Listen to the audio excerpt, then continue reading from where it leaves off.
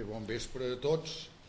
Jo demano excuses si per una circumstàncies que eren imprevistes no he pogut acabar de travar el que voldria dir aquest vespre i que em sortirà una mica desfet i una mica esfilagarsat, però espero que això no obsti per fer-vos arribar una mica el meu pensament. Que començarà amb una brometa. L'exposició i el catàleg és el temps que fuig, li explicava a Narcís. Hi ha un hotel a Girona que se'n diu el Nord Girona, que es veu que jo he arribat a aquesta conclusió, que el fill de la casa va acabar arquitectura o disseny i aleshores va voler-ho arreglar i va fer la façana nova. I passeu, quan travesseu el pont, el major ve flast de cara al seu voler. Però el que he vist que ningú no s'ha fixat és en la inscripció que hi ha, i és aquesta vella inscripció, Tempus Fugit. Però, com que eren els grans moments del postmodernisme frívol, no diu això, si us ho mireu un dia. Tempus Fugit de pressa. Que serà una de les coses que més insistirà tothom qui ha contemplat i ha fet objecte de la seva contemplació el pas del temps, d'aquest temps que fuig. Sempre la primera gran consideració és que fuig de pressa. Dit això, voldria fer-vos aquestes observacions sobre tres coses. He escrit que d'entre els milers de versos que un ha llegit al llarg de la vida, n'hi ha uns quants, tirant a pocs, que per diverses circumstàncies m'han quedat fixats en la memòria i retornen en moments molt diversos i obeint estímuls molt diferents. Doncs bé, dintre d'aquest grup de versos que et surten calçats, que ja s'han fet una mica tu mateix, aquells que exposen la consciència de la fugida del temps, de l'afluència del temps, constitueix un dels estímuls més freqüents. Perquè un poema, un vers, em revingui a la memòria. I és que això ve de temps. La reflexió sobre el temps que passa és tan vella com l'home i el temps. No posaré només un sol exemple dintre de la gran literatura bíblica, que és aquell desenganyat Cogelet, que en una definició que trobo esplèndida en Joan Fuster va anomenar el cràpula jubilat, perquè aquest autor del Cogelet tota l'hora diu: jo he corregut per aquí, he fet allò, he vist això, i sempre acaba vanitat de vanitats. És com a definició de ser això, un cràpula jubilat, perquè ho ha fet tot, ho ha tastat tot, i res, no vol res, però mentrestant ell s'ha tipat de tastar-ho tot. Doncs en allà aquesta visió desenganyada del temps que passa i que ens porta inexorablement a la mort ja és un horitzó que es dibuixa, i que es dibuixa, per tant, molt temps. I aquí podríem anar resseguint justament això, en la literatura el pas del temps. Anys enllà que m'havia hagut de dedicar a ensenyar literatura al seminari, recordo que a propòsit d'això a mi ja m'agradava molt aquella comparació que surt constantment entre el pas del temps il·lustrat magníficament per la durada d'una rosa. Punt de partida la trobarem en la gran literatura clàssica del XVI, del XVII i més avançada. Apareix això. Una rosa és la realitat mateixa de la vida que es desclou al matí i al vespre s'ha marcit. Doncs davant d'aquest fet, que és el fet del pas inexorable del temps, hi ha dues grans reaccions. La reacció renaixentista, que és, doncs, aprofitem-lo si dura tan poc el temps. Carpe diem. Aprofitem-lo golosament perquè al vespre ja no hi serà. O, amb els ressons, sobretot en els poemes de Ronsard, doncs és aquell altre collige virgo roses. O sigui, mentre som en aquesta situació, noia, cull la rosa, cull-la, aprofita-la, enflaira-la, perquè no serà res, s'haurà acabat el vespre. I en canvi, en els mateixos, en la mateixa línia que va del món renaixentista al món barroc, això s'accentua i arriba a una mena de desesperació, de desengany absolut sobre la rosa. I és en aquest context que es va escriure, des que soc petit, em penso, un dels versos, per no dir potser el vers que més em va impressionar com un vers esplèndid sobre això. Hi ha molts que el sabeu, és només el vers, ja no vull dir tot el sonet, és un vers de Quevedo. Magnífic. La gran discussió que ja portaven els escolàstics sobre si el temps és una cosa que existeix fora de mi o jo no sóc res més que temps. El temps no és simplement un accident a la vida humana com ho pot ser alt, baix, borni o amb el nas torçat. Això són accidents. No, el temps és allò que constitueix precisament la mateixa entramat profund de l'existència humana. O sigui, som temps.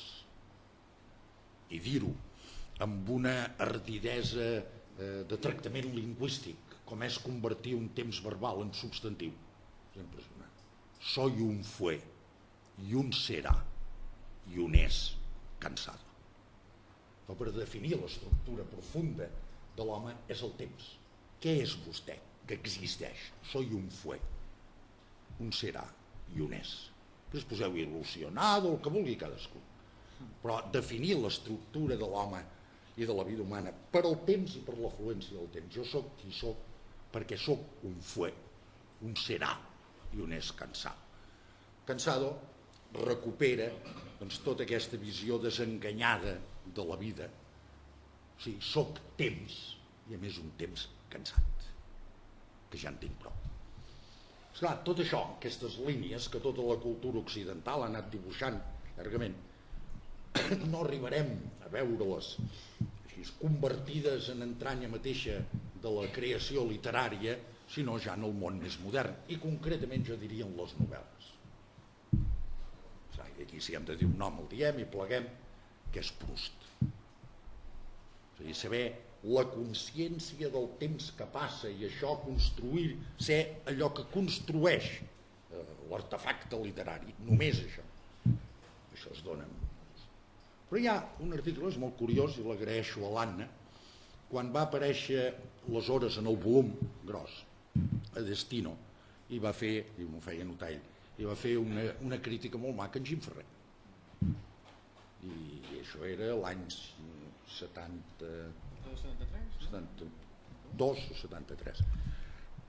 I repassa molt ràpidament, per exemple, temps a Proust, temps a Balzac, i com això ve justament de temps, agafa els clàssics, agafa Hesíode, les geòrgiques, és la manera del món rural que contempla el pas del temps i que des de la vida mateixa sembrar, collir, segar marca uns determinats passos de temps.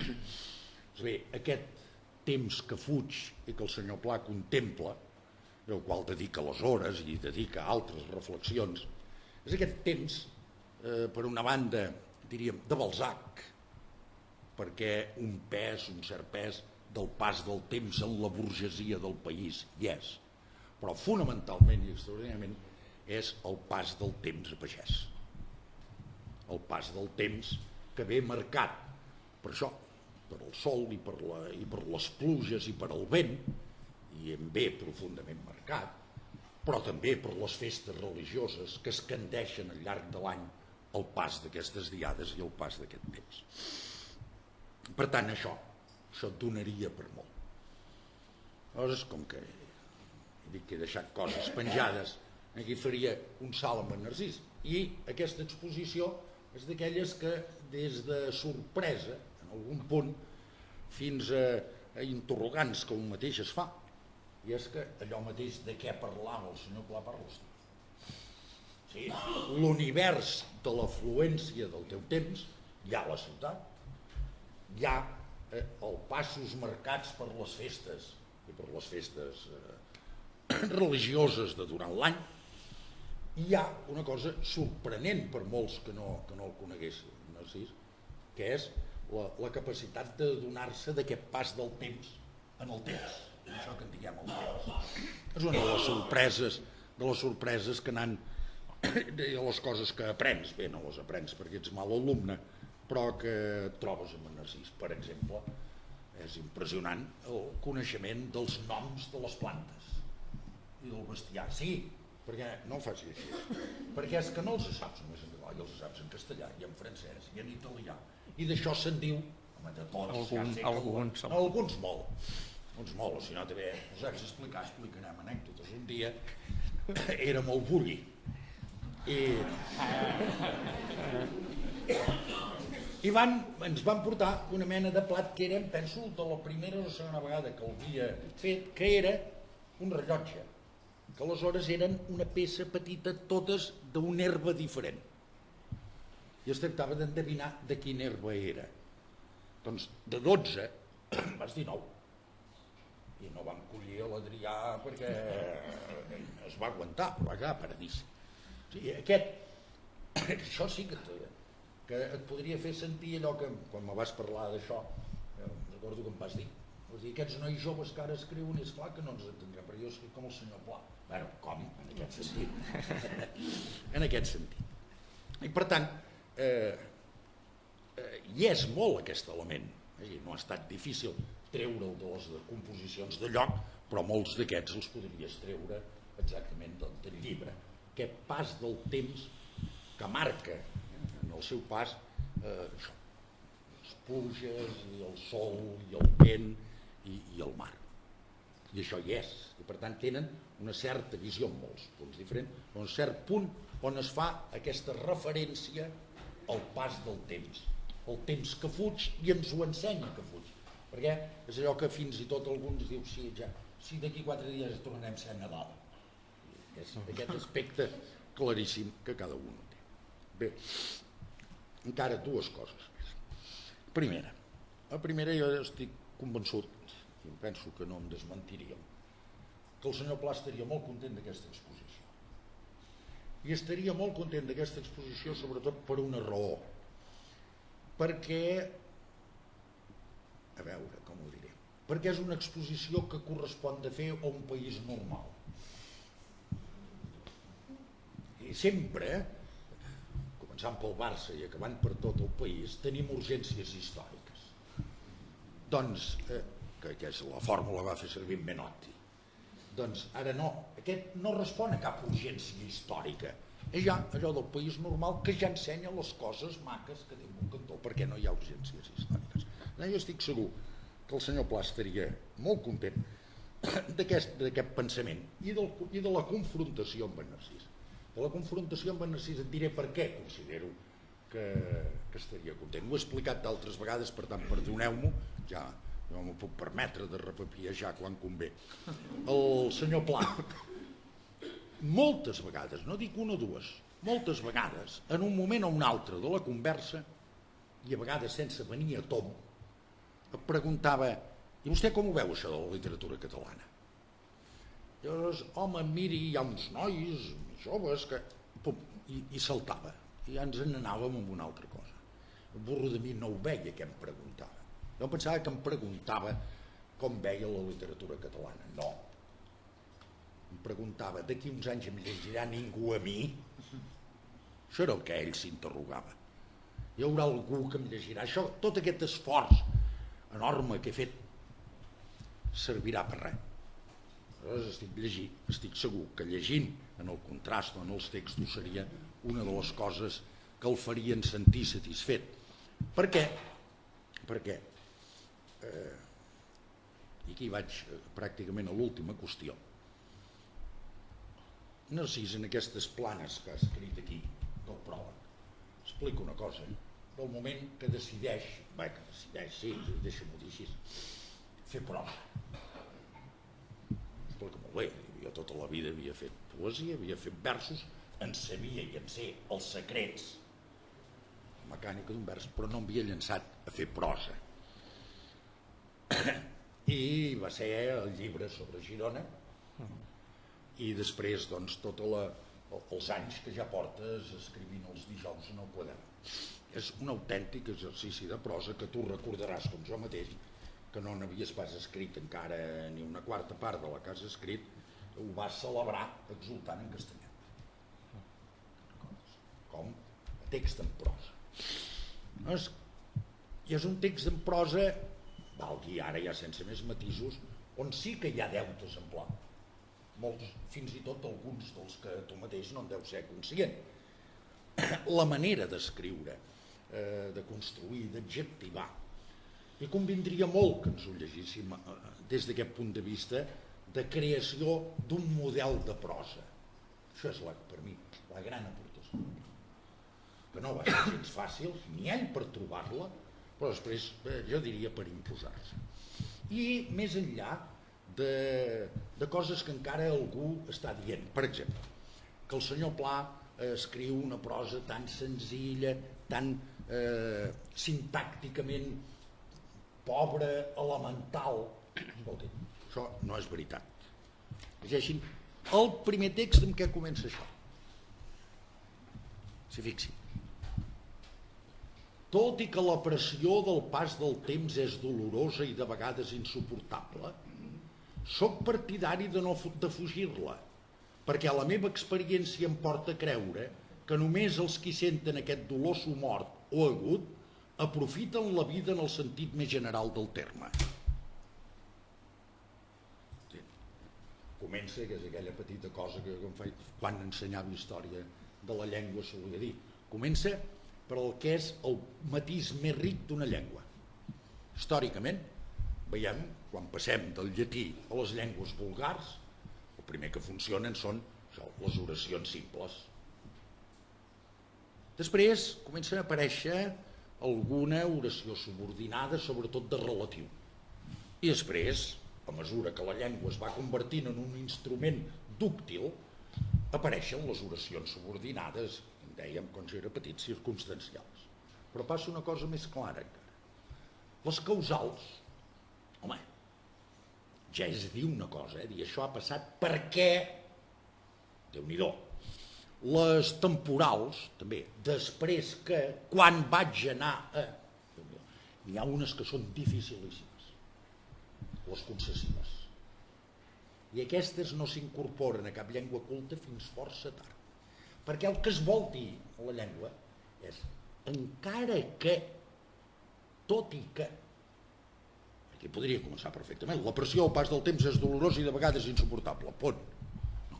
Tot i que la pressió del temps és d'una maduresa de domini de la sintaxi, ja em va bé tenir-lo, no? Perquè cada vegada que encara trobes algun d'aquests saberuts, diu, no, és que allò, en pla, li agradava lo de l'Azorín, la puerta és verde, no? Si creu tu.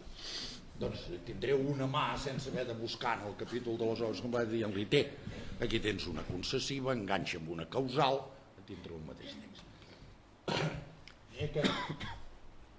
Jo diria que això no és que hagis necessàriament adquirit amb la lectura de Pla, sinó que n'has llegit molts altres i moltes altres llengües, però que aquest haver trobat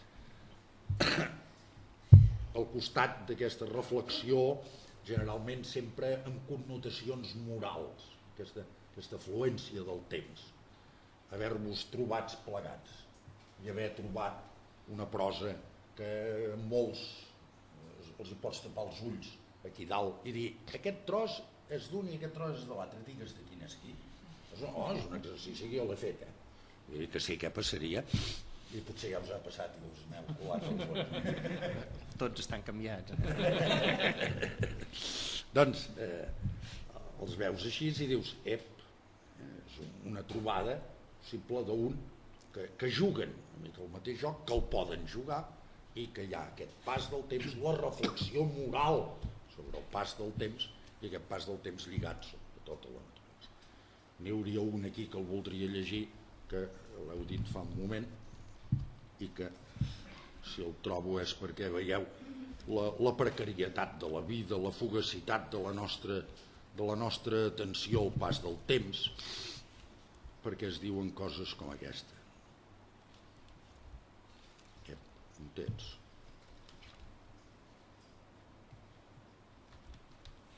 Això havia de ser aquí.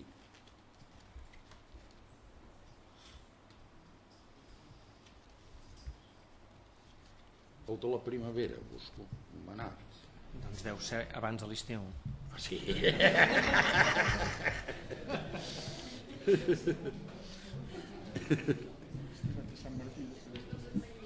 Després dels Ametllers ametllers ja els tinc. i abans de Setmana Santa, just abans de Setmana Santa. És... Potser en el seu no hi és. Ara aquí. Ah.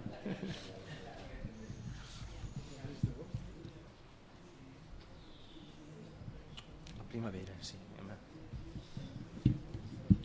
És aquell, un diu, carai, no em surt, juny. A juny ja és... Doncs el següent, el juny.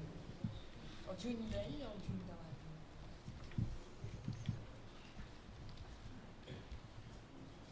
Ni un ni l'altre. Quin és aquell que dius? I a més és del país de l'any passat. I que dius que els últims dies de la primavera ha fet una calor terrible. Ah, doncs, no ho sé, no ho sé. Ah, exacte, que no el tinc jo. És curiosíssim, ara que hi fa per ara, que tots ens queixem, aquesta primavera anticipat, aquest estiu anticipat que ens ho està destruint tot. La primavera ha començat i aquest any acompanyada de tanta calor que sembla que hagi vingut l'estiu en comptes d'ella. 29 de març de l'any 2001. El temps se'n va i no n'hem dit res. Hi ha una altra manera de llegir-se que dona també per una abundant literatura, no el temps com un temps que flueix, sinó com un temps que gira en una roda on solament es troba. Però això sí que ens faria anar molt lluny i jo em felicito, doncs, d'aquesta exposició.